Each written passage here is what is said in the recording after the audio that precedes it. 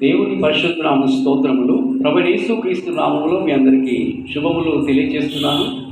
యేసయ్య ఆశీర్వాద కృపా సన్నిధి ఈ కార్యక్రమానికి మీరందరూ విచ్చేసినందుకై ప్రభువైన యేసుక్రీస్తు నామములో మిమ్మల్ని అందరినీ ప్రేమతో ఆహ్వానిస్తూ ఉన్నాను. దేవునికి స్తోత్రం. ప్రభునందు దేవుని బిడ్డారా, ఈ సమయంలో దేవుడు మనకిచ్చిన ఒక ప్రత్యేకమైన అంశం ఏంటంటే, పరిశుద్ధ పర్వతమును ఎక్కువారు ఎవరు? పరిశుద్ధ పర్వతము ఎక్కువారు ఎవరు? దేవునికి స్తోత్రం. ఇక్కడ దేవుని యొక్క వాక్యములో మనం గమనించినట్లయితే, పరిశుద్ధ గ్రంథము నుండి కీర్తనలు 15వ కీర్తన 1 నుండి 5 వచనాలు చూశాం. దేవునికి స్తోత్రం. యెహోవా నీ గుడారములో అతిథిగా ఉండదగిన వాడెవడు? నీ పరిశుద్ధ పర్వతం మీద చాలు నీ పరిశుద్ధ పర్వతం మీద నివసింపదగిన వారు ఎవరు? మనము దేవుని వలన, దేవుని చిత్తం వలన ఆయన యొక్క గుడారములో అతిథిగా ఉండగలుగుతాం. దేవునికి స్తోత్రం. మన దేవుడు కనికరము గల దేవుడు, సర్వశక్తి గల దేవుడు, ఆదరించే దేవుడు, ప్రేమించే దేవుడు, కృప చూపే దేవుడు. దేవునికి స్తోత్రం. మన జీవితంలో అనేకమైన పోరాటములు, వ్యాధులు, బలహీనతలు, శోధనలు, అనేకమైన సమస్యలు మనల్ని వెంటాడుతున్నప్పుడు దేవుని మహాకృపను బట్టి దేవుడు మనల్ని కాపాడుతున్నాడు. ఇప్పుడు ప్రస్తుత కాలంలో అక్కడక్కడ భూకంపాలు వస్తున్నాయి, వరదలు వస్తున్నాయి, యుద్ధ సమాచారం గురించి వింటున్నాము. గమనించండి, అనేక ప్రాంతాల్లో ఈ యొక్క యుద్ధాలు జరగడం వలన, బాంబులు వేయటం వలన అనేక మంది చనిపోతున్నారు. అనేక ప్రాంతాల్లో ఆకలికి తట్టుకోలేక అనేక మంది చనిపోతున్నారు. అనేకమైన వార్తలు మనం వింటున్నాం. అయితే దేవుని వాక్యంలో మనం గమనించినట్లయితే, హెబ్రీయులకు రాసిన పత్రిక 13వ అధ్యాయము 14వ వచనం గమనించినప్పుడు, హెబ్రీయులకు రాసిన పత్రిక 13వ అధ్యాయము 14వ వచనంలో,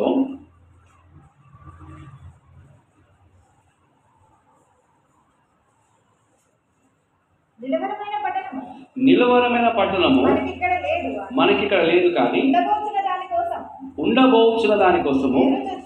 ఆమేన్, హల్లెలూయా. నిలవరమైన పట్టణం మనకిక్కడ లేదు, కానీ ఉండబో దానికోసం ఎదురు చూస్తున్నాం. దేవుడు సిద్ధపరిచిన స్థలం అనేది ఒకటి ఉంది. అది ఒక మహిమ గల స్థలము, ఒక పరిశుద్ధమైన స్థలము. దేవునికి స్తోత్రం. నిలవరమైన పట్టణం అంటే ఈ లోకములో ఉన్న పట్టణాలు, ఈ లోకంలో ఉన్న దేశాలు, ఈ లోకంలో ఉన్న రాష్ట్రాలు, ఈ లోకంలో ఉన్న అనేకమైన ప్రాంతాల్లో నివసిస్తున్న పట్టణాలు శాశ్వతమైనవి కావు అనే విషయాన్ని మనం ఎప్పుడు కూడా గమనించాలి. దేవునికి స్తోత్రం. అయితే దేవుడు సిద్ధపరిచిన ఒక పరిశుద్ధమైన పర్వతం అనేది ఒకటి ఉంది.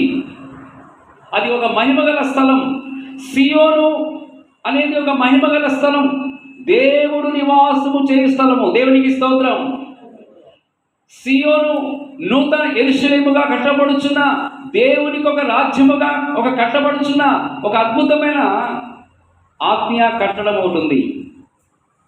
దేవునికి స్తోత్రం. ఆ రాబోయే పర్వతమైంది ఉన్నతమైన పర్వతము.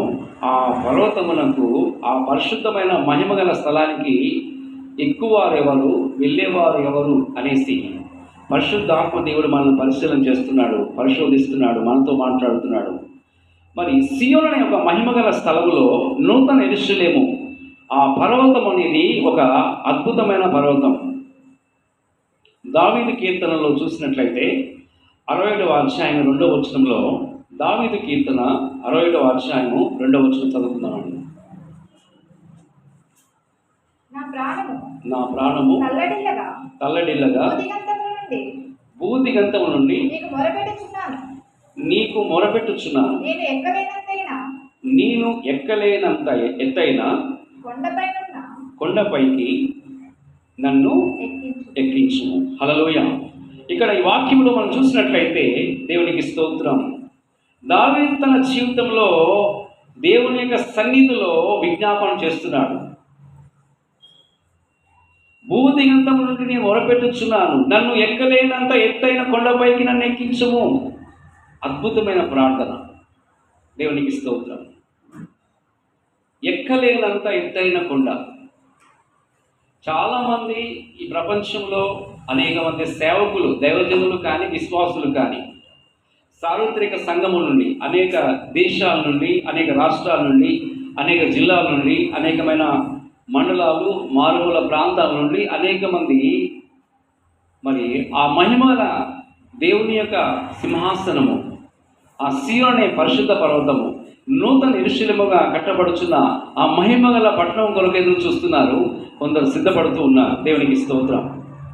అయితే కొందరు జీవితాల్లో గమనించినట్లయితే ఆత్మీయముగా జీవించడానికి, విశ్వాసములో జీవించడానికి, పరిశుద్ధాత్మ నడిపింపులో జీవించడానికి చాలా కష్టపడుతూ ఉంటారు. కొందరు విశాలమైన మార్గంలో ప్రయాణం చేస్తుంటే కొందరు ఇరుకు మార్గంలో ప్రయాణం చేస్తున్నారు. దేవునికి స్తోత్రం.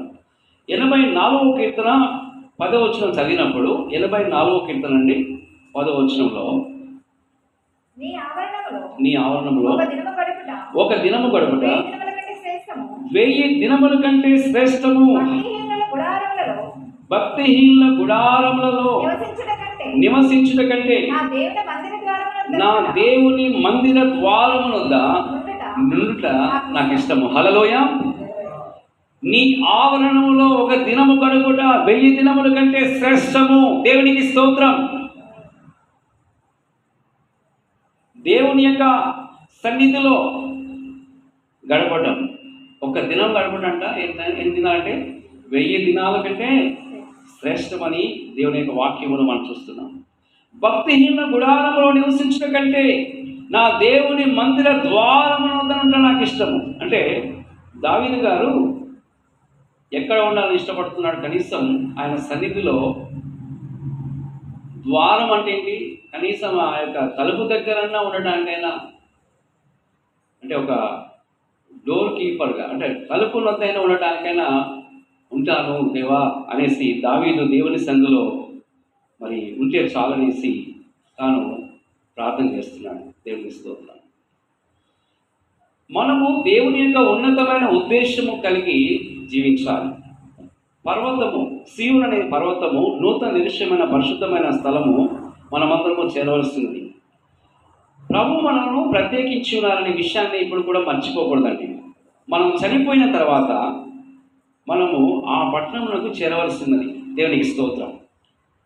కనుక యోహాను సువార్త 14:2 వచనంలో ప్రభువైన యేసు క్రీస్తు వారు అంటున్నారండి. ప్రభువైన యేసు క్రీస్తు వారు అంటున్నారు, మరి మనమందరము ఆ మహిమగల పట్టణము కొరకు సిద్ధపడవలసినది. ఈ సందర్భంలో ప్రభువు చెప్పిన మాటను మనం జ్ఞాపకం చేసుకుంటున్నాం. యోహాను సువార్త 14:2 వచనంలో, 14:2 వచనం, నా తండ్రి ఇంట అనేక నివాసములు కలవు, లేని ఎడల మీతో చెప్పుదును, మీకు స్థలము సిద్ధపరచ వెళ్ళుచున్నాను. దేవునికి మహిమ కలుగును గాక. అవునండి, నా తండ్రి ఇంట అనేకమైన నివాసములు కలవు.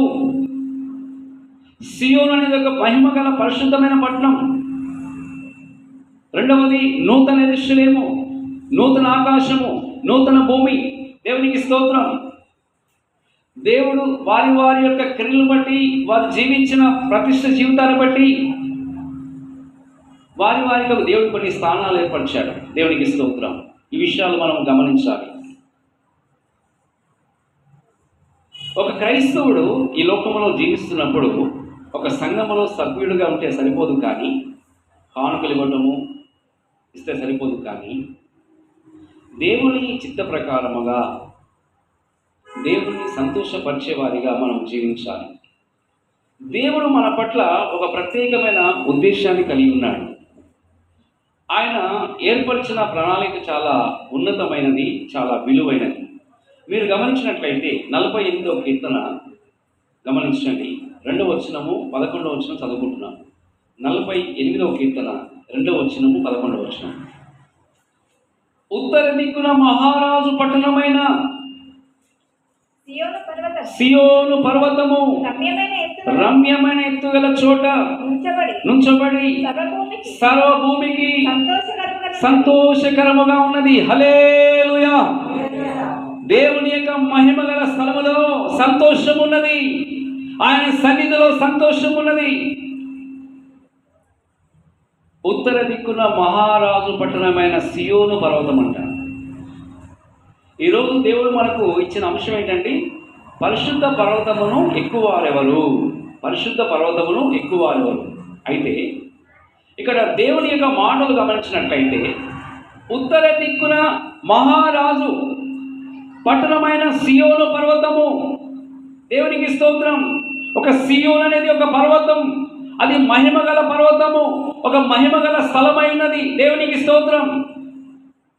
రమ్యమైన ఎత్తుగల చోట నుంచబడి సర్వభూమికి సంతోషకరముగా ఉన్నది.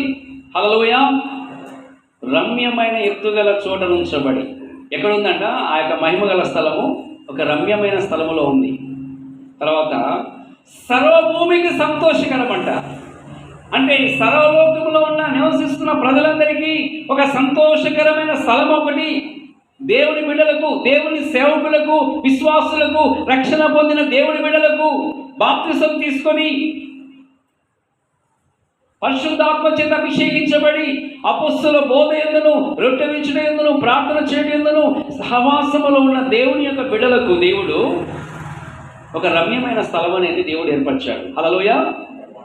అది ఒక విలువైన స్థలము. దేవునికి స్తోత్రం. ఇటువంటి రెవల్యూషన్ అంటే ఇటువంటి ప్రకటన, ఇటువంటి ప్రత్యక్షత, ఇటువంటి ఆలోచన కలిగి ప్రతి ఒక్క విశ్వాసి, ప్రతి దైవ సేవకుడు జీవించవలసి ఉన్నది. దేవునికి స్తోత్రం. 48వ కీర్తన 11వ వచనం చదివినట్లయితే 11వ వచనం అండి. నీ న్యాయవిధులను బట్టి సియోను పర్వతము సంతోషించునుగాక, యూదా కుమార్తెలు ఆనందించుదురుగాక. యూదా కుమార్తెలు అంటే యూదా అనగా స్తుతించేవారు. దేవునికి స్తోత్రం. సియోను పర్వతము సంతోషించునుగాక.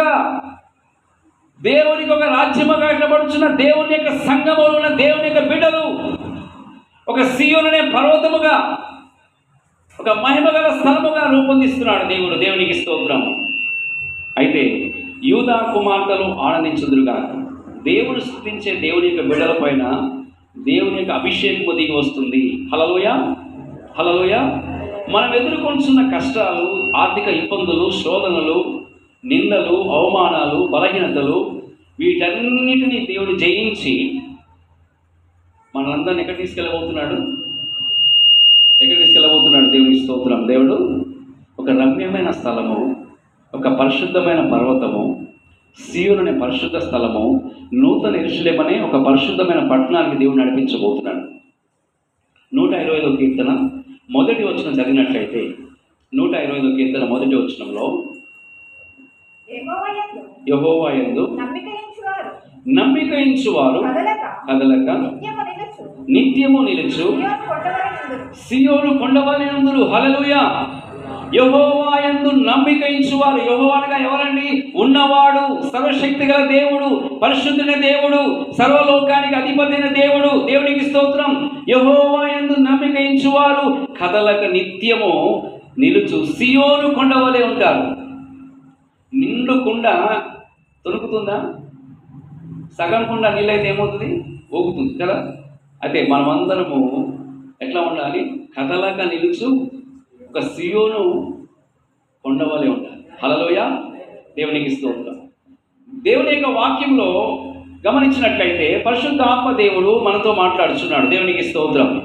ఇక్కడ సియోను కొండవలే ఎప్పుడు స్థిరముగా ఉండే జీవితం అనేది చాలా విలువైనది. మనము ఆయన వాక్యం పైన నమ్మకం ఉంచినప్పుడు, ఆయన యొక్క ఆజ్ఞల పైన నమ్మకం ఉంచినప్పుడు, ఆయన చేసిన వాగ్దానాల పైన నమ్మకం ఉంచినప్పుడు నిశ్చయముగా మనము ఎట్లా ఉంటామంట? నిత్యము నిలుచు సియోను కొండవలే ఉంటాం. దేవునికి స్తోత్రం. దేవునికి స్తోత్రం.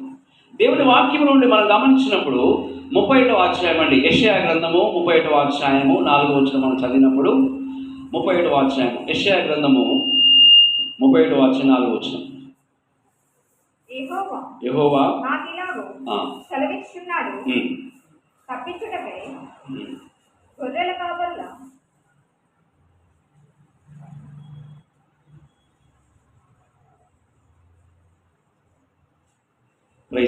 దేవుని స్తోత్రం. 34వ వచనంలో యెహోవా ఇలాగూ సెలవిస్తున్నాడు, తప్పించుటకై గొర్రెల కాపరుల సమూహం కూడిరాగా సింహము కొదమ సింహము వారి శబ్దములకు భయపడకయు వారి కేకలకు అధైర్యపడకయు తనకు దొరికిన దాని మీద గర్జించినట్లు సైన్యములకు అధిపతి యెహోవా యుద్ధము చేయుటకై సీయోను పర్వతం మీదికి దాని కొండ మీదికి దిగి వచ్చును. హల్లెలూయా. దేవుడు ఎక్కడ దిగి వస్తాడంట? సీయోను కొండ మీదికి. సీయోను జనులారా, సీయోను సంగమా, మన పక్షమున యుద్ధం చేయడానికి, మన పక్షమున పోరాడటానికి, మనల్ని శ్రమల నుండి విడిపించడానికి, కష్టాలను విడిపించడానికి, ఇబ్బందులను విడిపించడానికి, అవమానాలను విడిపించడానికి, శోధనలను విడిపించడానికి, మన పక్షం యుద్ధం చేయడానికి రాజులకు రాజుగా ప్రభువులకు ప్రభువుగా సీయోను కొండ మీదకి వచ్చి, సీయోను సన్నిధిలో ఉన్న దేవుని బిడ్డల మధ్యలోకి వచ్చి ఆయన ఏం చేస్తాడు? మన పక్షంన యుద్ధము చేస్తాడు. హల్లెలూయా. అవును, కొండ మీదకి దిగి వచ్చి మనకి కావలసిన ఈవులన్నీ కూడా, అంటే ఆశీర్వాదాలు, స్వస్థతలు, అద్భుతాలు, ఆశ్చర్యకార్యాలు, మహత్కార్యాలు దేవుడు మనందరి జీవితంలో ఆయన చేస్తున్నాడు. హల్లెలూయా. దేవునికి స్తోత్రం. కాబట్టి ఇక్కడ దేవుడిస్తున్న గొప్ప వాగ్దానము, యెహోవా యుద్ధము చేయుటకై సీయోను పర్వతం మీదికి దాని కొండ మీదికి దిగి వచ్చును. సీయోను కుమార్తెలు, యూదా కుమార్తెలు ఏం చేయాలి? సంతోషించాలి, దేవుని స్తుతించాలి. దేవునికి స్తోత్రం. ఇర్మియా గ్రంథము 30వ అధ్యాయము 12-13 వచనాలు చదివినప్పుడు, ఇర్మియా గ్రంథము 31వ అధ్యాయం అండి, 12-13 వచనాలు.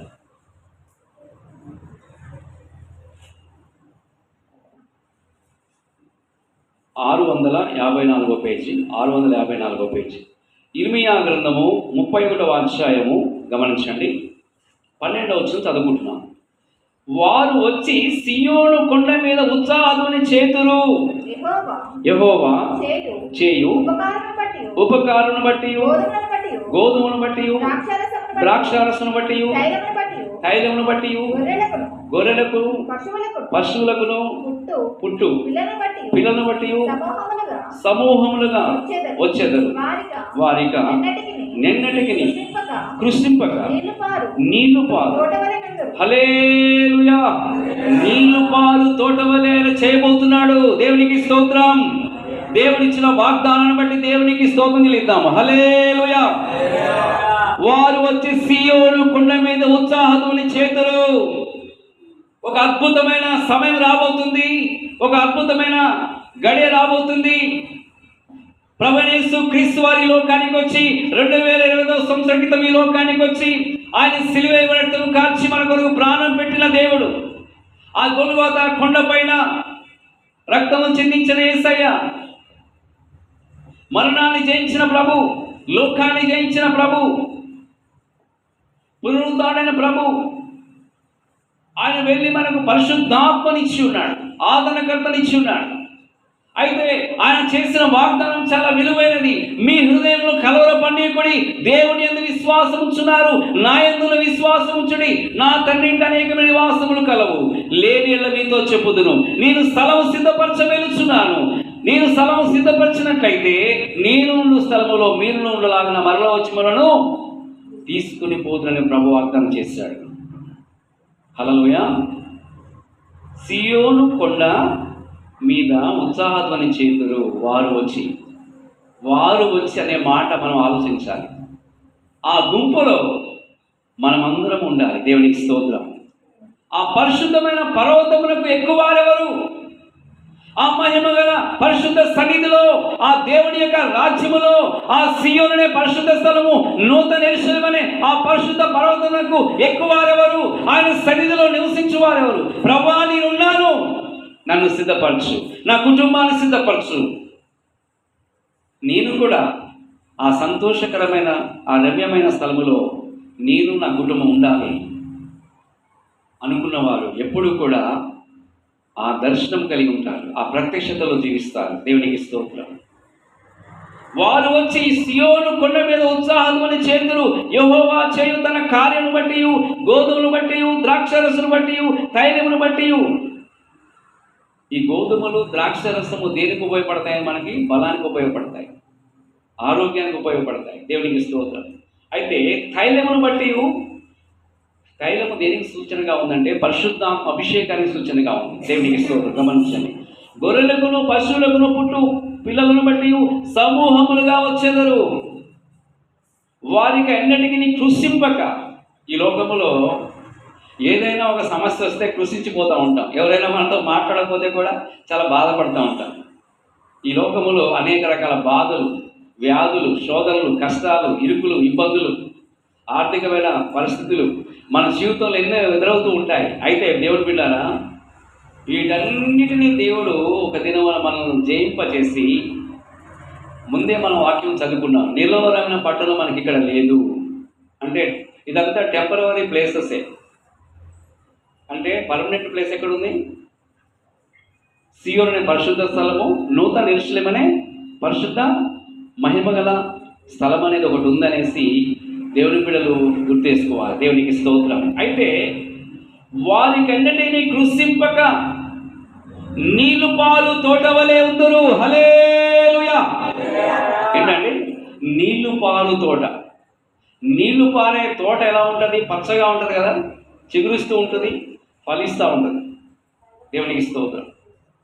అవును, మన జీవితాలు, మన సంఘము, మన పరిచర్య. దేవుని బిడ్డలా, ఈ వాక్యం వినిచిన దేవుని బిడ్డ, నువ్వు ఏ దేశంలో ఉండి, ఏ రాష్ట్రంలో ఉండి, ఏ జిల్లాలో ఉండి, ఏ మండలంలో, ఏ గ్రామాల్లో ఉండి ఈ వాక్యాన్ని వింటున్నావో, ప్రభు నిన్ను ఆయన ఏర్పరచుకున్నాడు, నీ కుటుంబాన్ని దేవుడు ఏర్పరచుకున్నాడు. దేవుడు నిన్ను అభిషేకించి ఆయన మహిమ కొరకు దేవుడు ఏర్పరిచిన ఒక స్థలం అనేది ఒకటి ఉంది. అదే సియోను అనే పరిశుద్ధ స్థలము, ఒక నూతన యెరూషలేము అనే పరిశుద్ధ పట్టణములకు దేవుడు నిన్ను, నీ కుటుంబాన్ని తీసుకుని వెళ్ళబోతున్నాడు. వారికి అన్నిటికీ కృషింపక నీళ్లు పాలు తోట వలె ఉంటారు. హల్లెలూయా. ఎప్పుడు స్తుతి ఆరాధన. ఎక్కడ? మహిమగల దేవుని రాజ్యంలో. అక్కడ ఆకలి లేదు, దప్పిక ఉండదంట. అక్కడ దుఃఖం ఉండదు, మరణం ఉండదు, వేదన ఉండదు. ఎప్పుడు సంతోషకరమైన, ఆనందకరమైన ఒక మహిమగల సియోను నూతన యెరూషలేము అనే ఒక పరిశుద్ధమైన పర్వతం అనేది ఉంది. ఆ మహిమగల రాజ్యం అనేది ఉంది. దేవునికి స్తోత్రం. కాబట్టి దేవుని వాక్యములు ఇక్కడ మనం గమనించినట్లయితే, ప్రభునందు ఉన్నారా, దేవునికి స్తోత్రం. ఇర్మియా గ్రంథము మనము 12వ వచనం చదివాము, 31వ అధ్యాయము 13వ వచనం కూడా చదువుకుందాం. వారి దుఃఖములకు ప్రతిగా సంతోషమిచ్చి వారిని దేవుడు మాట్లాడుతున్నాడు. ఈ లోకములో నీవు అనేక సందర్భాల్లో ఏదైనా పరిస్థితులు, ఏదైనా కుటుంబ పరిస్థితులను బట్టి, మీ యొక్క ఫ్యామిలీ లైఫ్లో కానీ, మీ యొక్క వ్యక్తిగత జీవితంలో కానీ, ఇరుగుపొరు వారి మధ్యలో కానీ, నీ పరిస్థితిని బట్టి నీవు విచారము పొంది ఉండొచ్చు, దుఃఖము నీ జీవితంలో వచ్చి ఉండొచ్చు. ఒకవేళ నిన్ను ఎవరైనా అవమానించి ఉండొచ్చు, లేకపోతే నిన్ను హేళన చేసి ఉండొచ్చు. అయితే దేవుడు అంటున్నాడు, వారి దుఃఖములకు ప్రతిగా సంతోషం ఇచ్చి వారిని ఆదరించెదను. హల్లెలూయా. ఆదరించే దేవుడు మన దేవుడు అండి. ఎటువంటి దేవుడు అండి? ఆదరించే దేవుడు. దేవునికి స్తోత్రం. ఇక్కడ వాక్యంలో చూసినట్లయితే, విచారమును కొట్టివేసి నేను వారికి ఆనందము కలుగు చేతును. ఈ రోజు దేవుడు మనకిస్తున్న అద్భుతమైన వాగ్దానము, ఇదొక ప్రవచనం. దేవునికి స్తోత్రం. ఈ వాగ్దానము మనకెంతో ఆశీర్వాదాన్ని ఇస్తుంది. విచారమును కొట్టివేసి, నీవు విచారము ఉండడం దేవుని చిత్తం కాదు. ఎప్పుడు నీ జీవితంలో శాంతి లేకుండా, సమాధానం లేకుండా, అభిషేకము లేకుండా, ఆరోగ్యము లేకుండా ఉండడం దేవుని చిత్తం కాదు. విచారమును తీసివేస్తా అంటున్నాడు దేవుడు. నీకున్న మానసికమైన ఒత్తిడి, శారీరకమైన ఒత్తిడులు, ఆర్థికమైన సమస్యలు, అనేకమైన పోరాటములు, అనేకమైన కష్టాలు, ఇరుకు ఇబ్బందుల నుంచి ఆ విచారం అంతా తీసివేసి, కొట్టివేసి నేను వారికి ఆనందము కలుగు చేద్దాను. హల్లెలూయా. ఎక్కడుంది ఆనందం అండి? దేవునికి స్తోత్రం. ఎక్కడుంది? ప్రభు సన్నిధిలోనే ఉంది ఆనందం. దేవునితో మనం కనిపెట్టి ప్రార్థన చేస్తే దేవునితో కనెక్ట్ అయితే మనం గొప్ప ఆనందం. దేవునికి స్తోత్రం. ప్రభునందు ప్రియులారా గమనించండి. విచారమును కొట్టివేసి నేను వారికి ఆనందము కలుగు చేతును కనుక కన్యకలను యవనులను వృద్ధులను వారి వృద్ధులు కూడి నాట్యమందు సంతోషించెదరు. హల్లెలూయా. దావీదు వాలే నాట్యమాడి తండ్రిని స్తుతించెదను. దావీదు వాలే నాట్యమాడి తండ్రిని స్తుతించెదను. యేసయ్యా స్తోత్రముల్, యేసయ్యా స్తోత్రముల్, యేసయ్యా స్తోత్రముల్, యేసయ్యా స్తోత్రముల్. దావీదు వాలే నాట్యమాడి తండ్రిని స్తుతించెదను. హల్లెలూయా.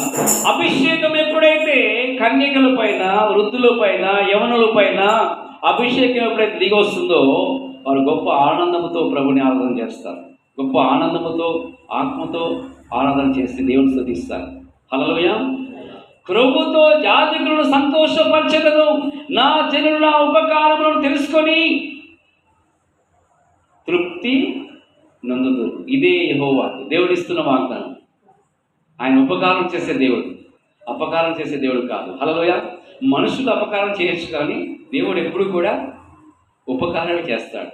మేలు చేసే దేవుడు, స్వస్థపరిచే దేవుడు, ఆశీర్వదించే దేవుడు, నెమ్మదినిచ్చే దేవుడు, అభిషేకం ఇచ్చే దేవుడు మనతో ఉన్నాడు. దేవునికి స్తోత్రం. నేను ముగించబోతున్నాను, దయచేసి గమనించండి. హెబ్రీయులకు రాసిన పత్రిక 12వ అధ్యాయము 22వ వచనం మనం గమనించినట్లయితే, హెబ్రీయులకు రాసిన పత్రిక 12వ అధ్యాయం 22వ వచనం.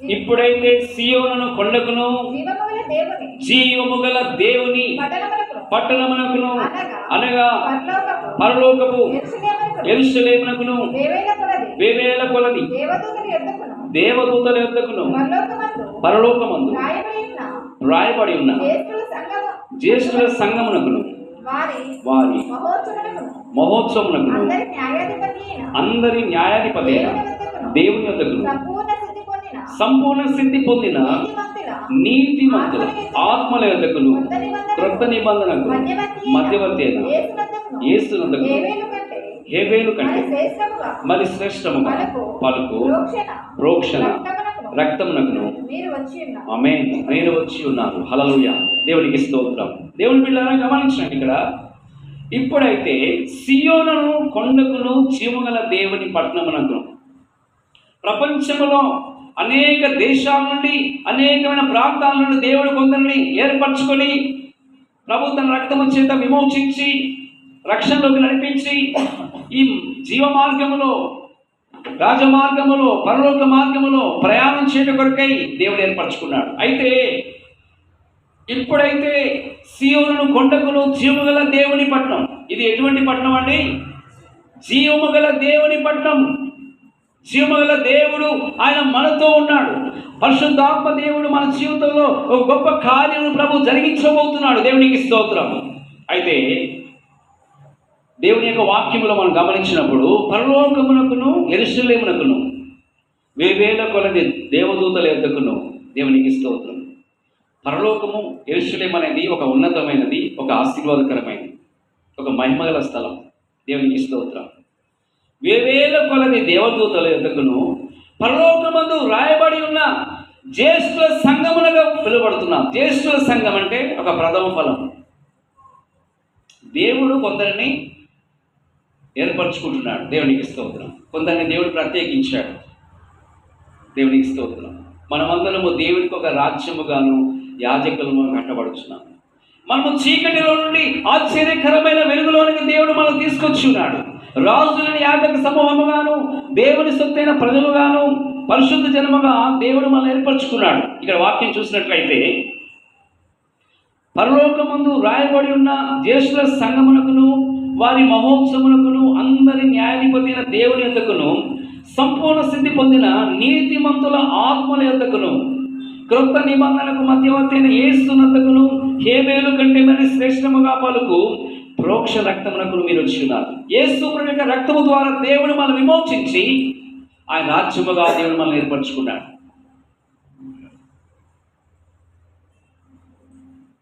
15వ కీర్తనలోనికి వచ్చినట్లయితే 15వ కీర్తనలో మొదటి వచ్చిన నుండి మనం ధ్యానించాము. యెహోవా నీ గుడారములు అతిథిగా ఉండదగిన వారెవరు? నీ పరిశుద్ధ పర్వతమందు నివసింపదగిన వారెవరు? యథార్థమైన ప్రవర్తన కలిగి నీతిని అనుసరించచ్చు హృదయపూర్వకముగా నిజము పలుకువాడే. అట్టివాడు నాలుకతో పుణ్యములాడు, తన చెలికానికి కీడు చేయడు. గమనించండి, తన పొరుగు వాని మీద నింద మోపడు.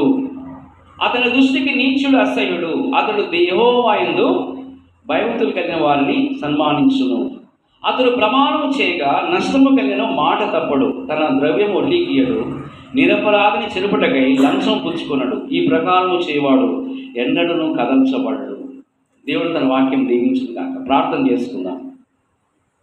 ఈ సమయంలో పరిశుద్ధ ఆత్మ దేవుడు అనేక విషయాల ద్వారా మనతో మాట్లాడుతున్నారు. అవునండి, దేవునికి స్తోత్రం. ఆ పరిశుద్ధ పర్వతమునకు ఎక్కదగిన వారెవరు? ఎక్కువ వారెవరు? అవును, ఎవరైతే ఒక ప్రత్యేకమైన జీవితము, ఒక పరిశుద్ధ జీవితము, ఒక ప్రతిష్ఠ జీవితము కలిగి ఎవరైతే ఉంటారో, దేవుని యొక్క వాక్యమును ప్రేమిస్తూ దేవుని యొక్క ఆజ్ఞలు కైకొనుచు ఉన్నతమైన ఉపదేశమునకు కట్టుబడి ఎవరైతే ఉంటారో వారు ఆ మహిమగల సియోను అనే పరిశుద్ధ స్థలానికి చేరబోతున్నారు. ఆ మహిమగల సియోను అనే పరిశుద్ధ స్థలానికి చేరబోతున్నారు. దేవుని బిడ్డారా, ఆ మహిమ రాజ్యంలో మనం సిద్ధపడదాం. ప్రార్థన చేసుకుందాం. మహాగణుడా, మహోన్నతుడా, కృపగల దేవా, దయగల తండ్రి, మీ ఘనమైన నామమునకు స్తోత్రం చెల్లిస్తున్నాం. మీరు మాకు ఇచ్చిన ఈ ప్రత్యేకమైన సమయంలో స్తోత్రం. ఎంతమంది అయితే ఈ వాక్యమును వింటున్నారో, ఎంతమంది అయితే ప్రభా ఈ ప్రార్థనలు ఏకీవించున్నారు, అటు కుటుంబాలు మీరు జ్ఞాపకం చేసుకుని ప్రార్థన చేస్తున్నాం. పరిశుద్ధ పర్వతమునకు ఎక్కువ వారెవరు అనేసి ప్రభా మీరు మాతో మాట్లాడుచున్నాం. తండ్రి మీకు స్తోత్రం. ఆ సియోను అనే పరిశుద్ధ స్థలము తండ్రి, ఆ నూతన విషయమైన పరిశుద్ధ పట్టణమునకు కొరకు నాయన మేమందరము సిద్ధపడ్డ కృప దయచేయండి. తండ్రి మీకు స్తోత్రం చెల్లిస్తున్నాం. విచారణను కొట్టివేసి, దుఃఖమును తీసివేసి, శోధన నుండి, శ్రమ నుండి విడిపిస్తానని వాగ్దానం చేస్తున్నావు. తండ్రి మీకు స్తోత్రం. అట్టి వాగ్దానాలు బట్టి స్తోత్రం. మీ పరిశుద్ధాత్మ కార్యములను బట్టి స్తోత్రం చెల్లిస్తున్నాం. ప్రతి ఒక్కరిని మీ ఆత్మ చేత అభిషేకించిన ప్రార్థన చేస్తున్నాం. ప్రార్థన చేస్తున్నాం తండ్రి. ఎవరైతే తండ్రి బంధకాల్లో ఉన్నారో, వ్యాధులతో బాధపడుతున్నారో తండ్రి, అనేకమైన మానసికమైన ఒత్తిడులు, శారీరకమైన పరిస్థితులు, దేవా అనేకమైన ఆర్థికమైన ఇబ్బందులు, అట్టి సమస్యల నుంచి విడుదల ఇచ్చిన ప్రార్థన చేస్తున్నాం తండ్రి. గొప్ప సంతోషము, సమాధానం దయచిన ప్రార్థన చేస్తున్నాం. మీ పరిశుద్ధ రక్తం ద్వారా విడుదల ఇచ్చిన ప్రార్థన చేస్తున్నాం. ప్రభువైన యేసుక్రీస్తు నామములో విడుదల కలుగుగాక. ప్రభువైన యేసుక్రీస్తు నామములో విమోచన కలుగుగాక. ప్రభువైన యేసుక్రీస్తు నామములో స్వస్థత కలుగుగాక. ప్రభువైన యేసుక్రీస్తు నామములో సమస్త విచారము తొలగిపోనుగాక. గొప్ప సంతోషము, సమాధానం, ఆరోగ్యము, నెమ్మది, ఆశీర్వాదం దయచేయమని, మీ మహిమల రాజ్యములు ప్రభావం మనందరినీ సిద్ధపరచుకున్నామని మీకే స్తుతి, ఘనత, మహిమ, ప్రభావం చెల్లిస్తూ యేసు ప్రభు నామములో స్తుతించి వేడుకొంచున్నాము తండ్రి. ఆమేన్. God bless you. దేవుడు మిమ్మల్ని, మీ కుటుంబాలను బహుగా దీవించునుగాక. ఆమేన్.